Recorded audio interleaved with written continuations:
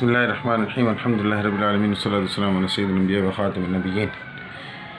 ये सिंधी रली वाला डिज़ाइन ये अरेबियन टेक्सटाइल आरबी में भी आता है और अब सारा कलेक्शन में भी आ गया है। थोड़ा सा सारा कलेक्शन और अरेबियन कलेक्शन वालों का, अरेबियन टेक्सटाइल वालों का कलर टोन डिफरेंट है।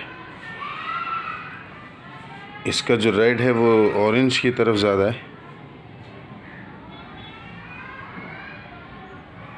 जिसकी वजह से इसका थोड़ा लुक डिफरेंट है। और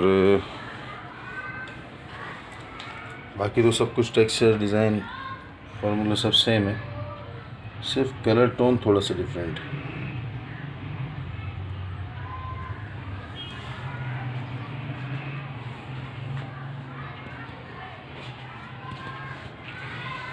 अगर आप 2 दिन पहले जो मैंने वीडियो अपलोड की है ना, उसमें देखें तो उसमें सेम डिज़ाइन है, वो अरेबियन टेक्सटाइल वालों का है।